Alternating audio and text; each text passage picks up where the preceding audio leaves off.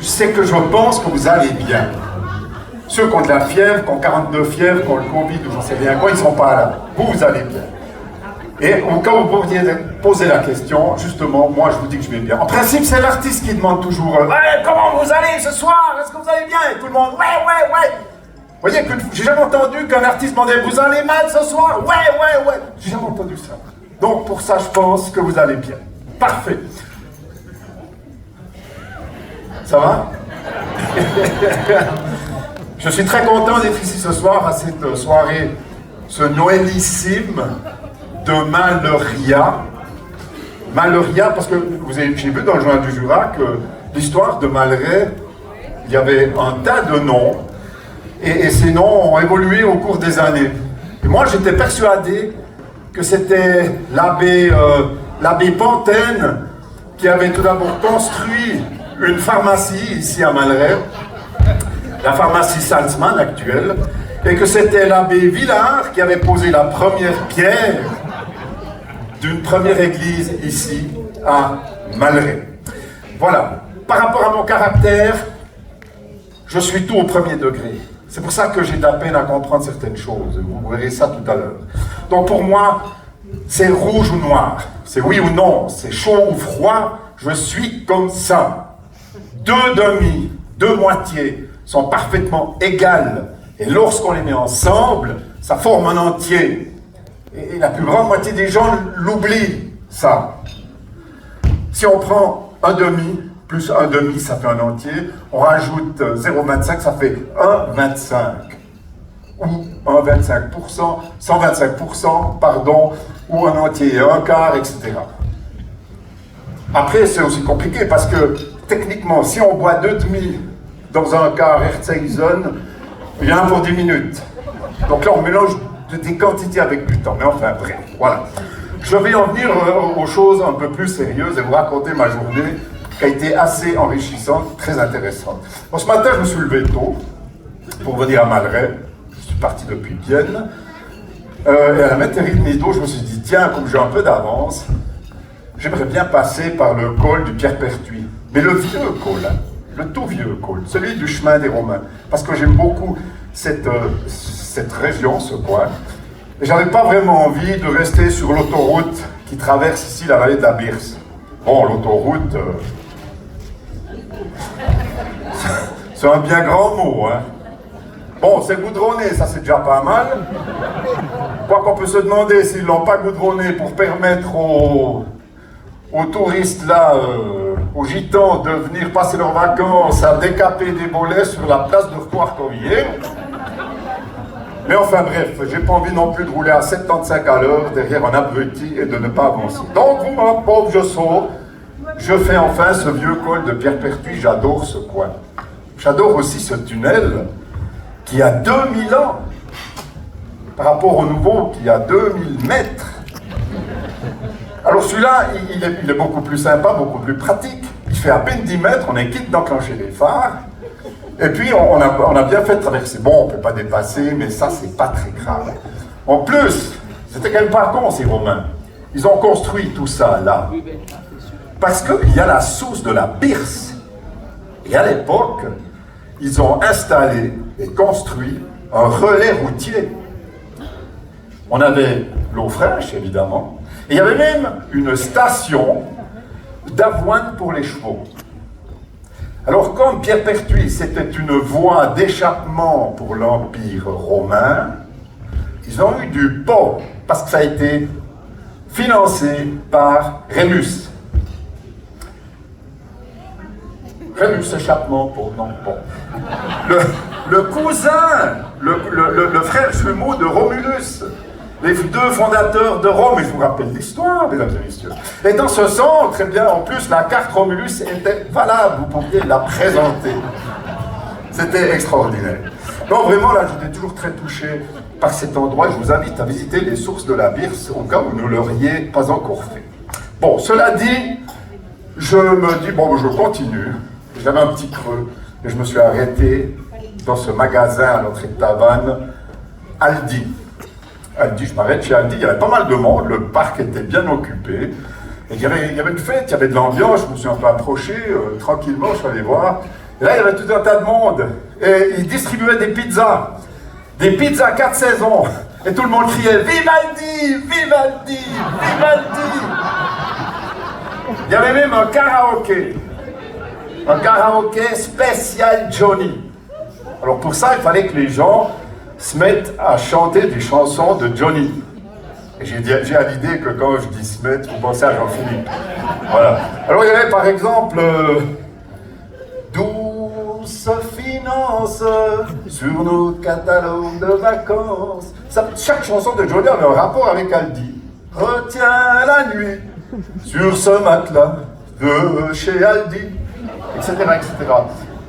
Il y avait aussi les coûts sont tous contrôlés chez Aldi. Hein? Alors tout se passait bien, moi je trouvais ça génial. Jusqu'à ce qu'un con, dans les chapeaux machin, il vient chanter et il chante. Les gens m'appellent l'idole des jeunes. Là, le gérant s'est fâché, il allait tirer la prise, ça a bringué.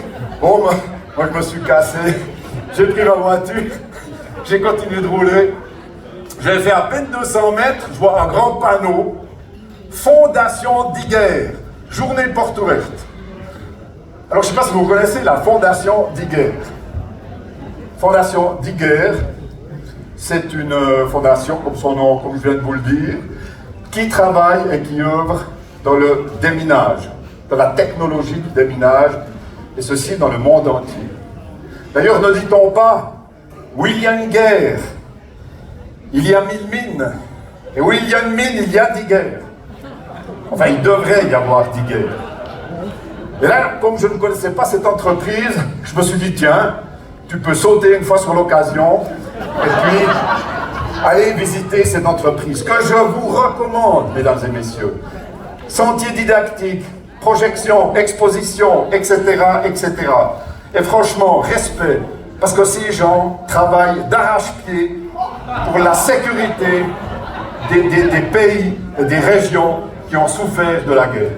Je vous invite à aller visiter la Fondation Diguer, même à y faire un don, parce qu'ils ont besoin de nous, ils ont besoin de soutien. Et même quand vous ressortez, vous recevez un petit aimant que vous pouvez mettre sur le frigo à la maison, et un stylo, qui a une mine qui écrit, il n'y a pas de problème. Bien. Je décide de repartir, direction Reconvilier. J'arrive à Reconvilier, je vois un panneau. Frais de la ferme. Bon, alors là, c'est mon caractère qui revient en avant. Je me dis, mais finalement, qui est-ce qui ne voudrait pas que son œuf soit frais, qui vienne de la ferme, et si possible pondu par une poule? Je pense que si on mettait un panneau sans date de Fukushima, transporté en bateau à voile selon un plan de Miss Greta, hein? Bio fraîcheur pas assuré, bio prochain, bio garanti.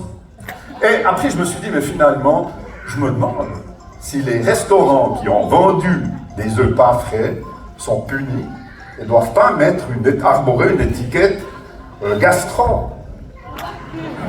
Voyez? Et si encore, si c'est une gastro, une fédérale, ils doivent rajouter Suisse, gastro-suisse. Enfin bref, avec ces œufs, c'est un peu de nouveau quelque chose qui m'énerve. On lit aussi dans les magasins, par exemple à la Coop, il y a œufs durs pour la salade. Je ne sais pas si vous avez déjà vu ça. Alors je ne sais pas s'il y a les oignons, puis le vinaigre déjà dans l'œuf, mais je ne comprends pas. Ou alors, élevage au sol. On sait tous que les poules ne volent pas. Donc, élevage au sol. C'est clair que si elles pondent à 2 mètres de haut, les œufs sont tous foutus. Hein. Ce que je comprends pas, c'est au tir aux pigeons, on crie toujours poule. Mais enfin, bref, un jour, peut-être que quelqu'un va m'expliquer. On a aussi élevage en plein air. Vous avez déjà vu ça, hein? Élevage en plein air. Je pense que c'est pour pouvoir dissocier les œufs des poules qui vivraient dans une maison close. Enfin, voilà. Mais moi, je pense qu'un œuf, c'est un œuf. Pourquoi toujours dire frais, etc., dur, machin. Moi, je pense que... Si vous allez à la Lundi acheter une boîte de clous, un clou, c'est un clou. Ils n'écrivent pas crochet droit, non fileté, comportant une pointe à une extrémité et une tête à frapper à l'autre. On marque clou. En général, c'est pas une boîte de furoncle, hein, ça on va pas en acheter. Enfin, voilà, des choses comme ça qui m'agacent un petit peu. Sur ça, je me dis, bon ben, je continue. J'arrive ici à Malray. J'arrive vers la Côte. Je m'arrête, je parque, je vais à la Côte. 3 grandes affiches. Format mondial. Action de Big Saucisse de Saint-Gall. Je ne sais pas si vous imaginez, 3 posters avec 3 saucisses de veau blanches, là. C'est magnifique, hein? Point de vue artistique comme photo. Et en bas, écrit en petit, vu à la télé. De nouveau, vu à la télé. Mais qu'est-ce que ça apporte? Je me rappelle que ma grand-mère me disait, ah ouais, il y a eu ci, il y a eu ça, ils l'ont dit à la télé. Mais c'était peut-être à cette époque-là, on croyait ce qu'on nous disait à la télé, on croyait ce qu'on lisait sur les journaux, mais maintenant, qu'on dise vu à la télé, mais il y a aussi d'autres commerces qui le font, ça. On a déjà vu, et je vois pas ce que ça apporte, parce que ça met rien en valeur. À la télé, on voit des choses très dures, on voit des reportages sur des camps de concentration, sur le virus Ebola. L'autre jour, là, je mangeais au bar, je regardais la télé, je croyais que c'était un film d'horreur, Le Retour des morts vivants, je vais voir, parce que j'adorais ce film. C'était Joe Biden sur un aéroport, voilà. L'autre soir aussi, je crois que c'était La Planète des Singes, c'était un reportage avec Brigitte Canbiret. Enfin bref, quoi. La télévision, ça n'apporte rien. Et il ne faut pas oublier que ce sont... Ma grand-mère, elle croyait que c'était la télé elle-même qui faisait de la réclame en disant qu'un produit ou l'autre était bon. Alors que ça n'a rien à voir. Ça n'a rien à voir. Et ces gens, ils font de la pub, c'est eux qui payent pour nous dire, pour nous montrer des choses. Et je vois pas comment, en payant 3 immenses panneaux, je vois pas comment on va encourager les ménagères à aller faire la queue pour une saucisse plus grosse. Enfin voilà. Pour vous dire aussi, j'ai acheté l'autre jour, non mais tout est vrai, hein, un produit de douche pour la vaisselle. Palmolive sensitive. Une étiquette dessus. Nouvelle formule élimine la graisse. Donc la graisse, ça n'a rien à voir avec la Turquie, c'est graisse 2SE. Donc ça veut dire quoi? Ça veut dire que l'ancienne formule, elle éliminait pas la graisse. On est d'accord? Enfin bref, c'est comme ça. Bon, je vais faire ma commission. Il me fallait du dentifrice. C'est ma femme qui l'achète, je ne savais pas lequel prendre. J'ai fermé les yeux, j'ai pris, non mais franchement, au hasard. J'ai tiré un tube de dentifrice Oral-B. Je me dis, j'ai eu de la chance, c'est justement par ce côté-là que je vais l'utiliser.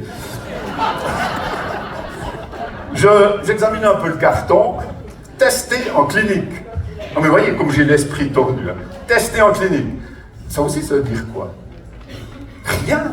Si on marque approuvé en clinique ou utilisé en clinique, non, pas maintenant. Ah, pardon.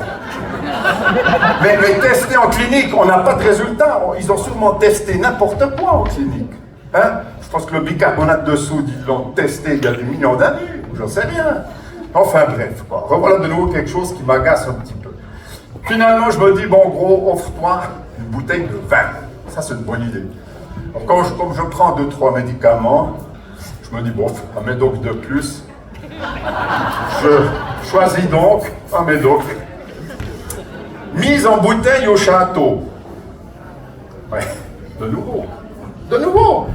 Il y a quoi de plus simple et de plus logique que de mettre en bouteille au château?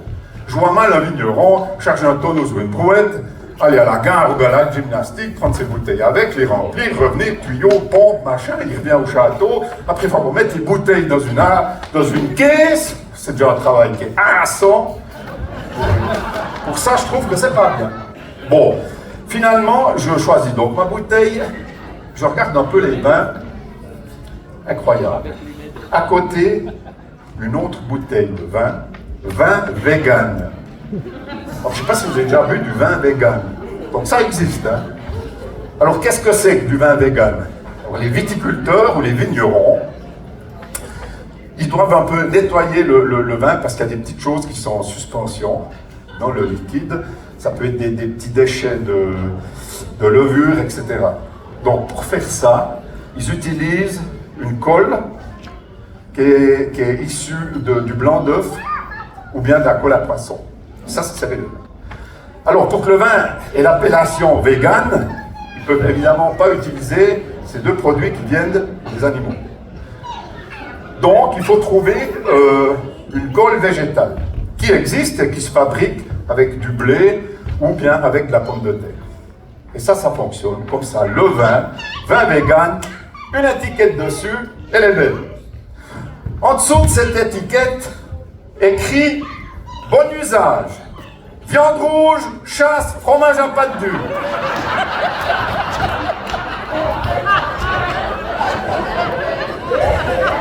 Non mais on va où? On va où?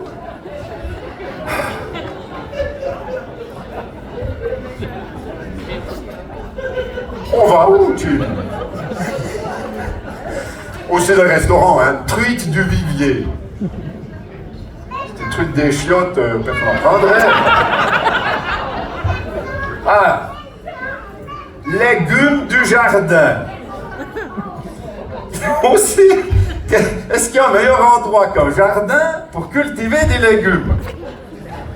Bon, c'est une dame, une annonce dans le journal a donné légumes de la chambre à coucher. Je peux vous dire que c'est un navet du pieu. Par exemple. Bien. Finalement, on va laisser tranquille ces magasins. Et je devais écrire à une dame. Pour ça, je suis allé à la poste. Il fallait passer à la poste. Je suis passé à la poste à Malray. Heureusement, hein, il y en a encore une. Les banques, c'est autre chose.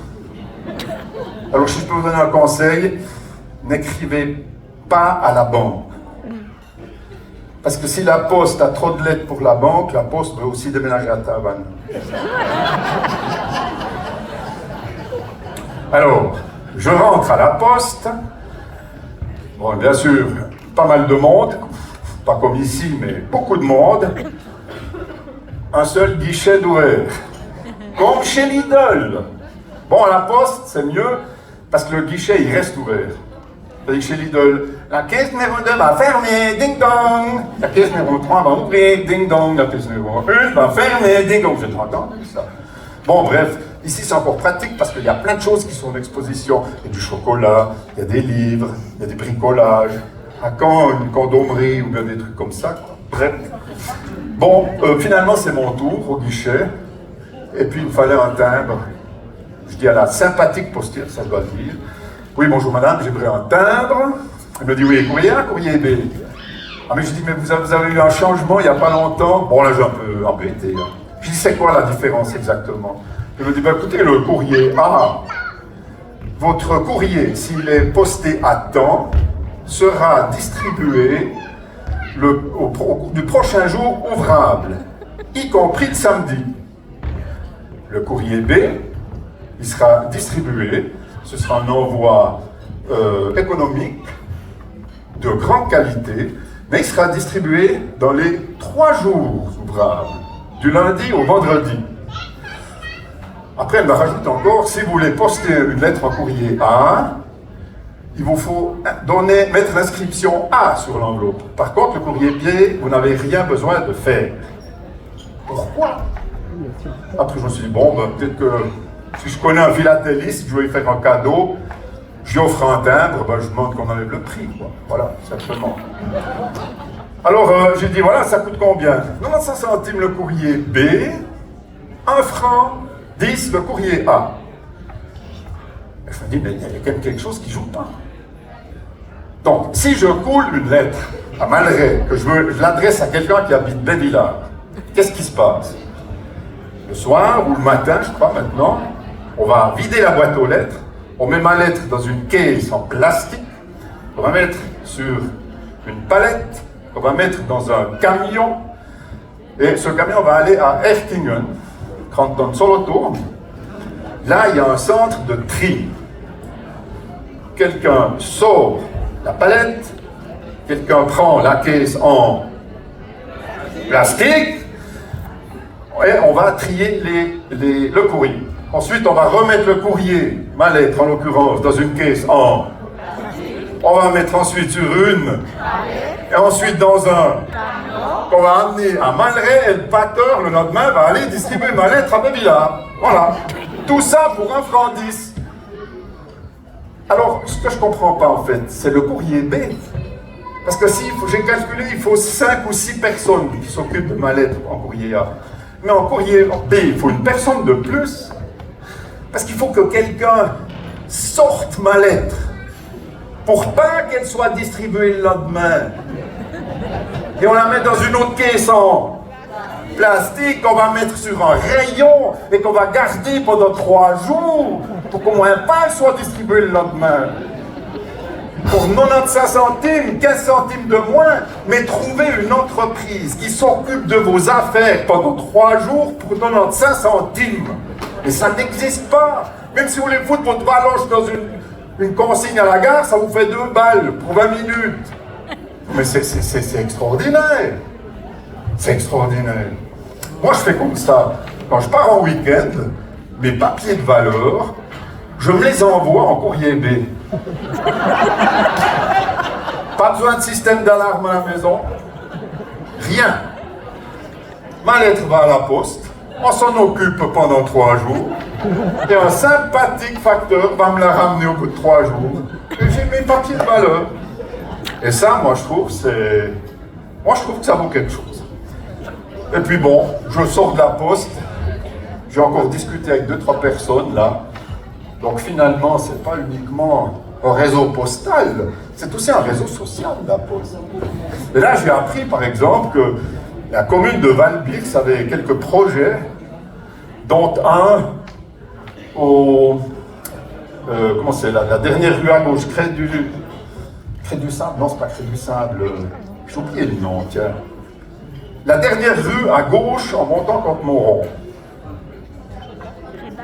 Champ de la Pierre. Champ de la Pierre, il y a un immense projet. Parce que le Champ de la Pierre, les candélabres sont d'un côté, mais le trottoir est de l'autre côté de la route. Alors il y a un projet pour installer des miroirs qui vont renvoyer la lumière de l'autre côté de la route pour éclairer le trottoir. Ça, je dis chapeau, moi. Il y a un autre projet encore, c'est de poser des containers à la piscine, devant l'immeuble de la piscine, pour faire une buvette. Voilà. Sur ce, chers amis, je vais laisser la place à 2 autres confrères qui sont impatients de venir s'adresser à vous. On se retrouve dans quelques minutes. Merci bien.